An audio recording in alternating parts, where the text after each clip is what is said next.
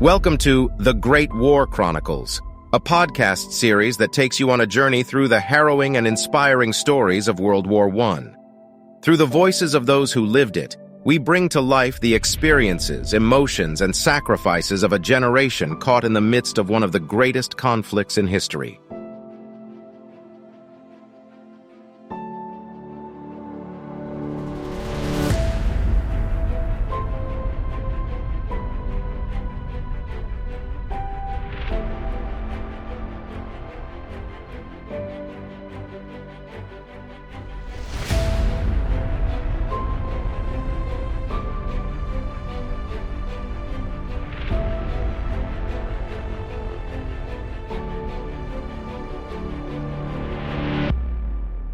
As the diplomats danced and exchanged pleasantries, tensions simmered beneath the surface. National rivalries, territorial disputes, and political ambitions seeped into every conversation, like whispers of an approaching tempest. Each diplomat carefully chose their words, their gestures, for they knew that one wrong move could ignite the powder keg of international relations. Among the guests, two diplomats stood at opposite ends of the room, their eyes occasionally meeting in fleeting moments of unspoken understanding. Count Rudolf von Diplomatov, a seasoned negotiator with a flair for intrigue, and Lady Victoria Pendleton, a brilliant diplomat with a sharp wit and an uncanny ability to read between the lines. Unbeknownst to their colleagues, they shared a secret alliance, one born out of a mutual desire for peace and an aversion to the impending catastrophe. As the night wore on, Count Rudolf and Lady Victoria found themselves drawn together, their conversations veering away from the usual diplomatic pleasantries. They spoke of the fragility of peace, the folly of unchecked ambition, and the dire consequences that awaited if the delicate balance of power were to crumble. They exchanged knowing glances and subtle nods, understanding that they held the keys to a potential resolution. In the midst of the elegant ballroom, they hatched a daring plan. Count Rudolf, known for his influence within the corridors of power, would use his connections to advocate for peaceful negotiations and de-escalation.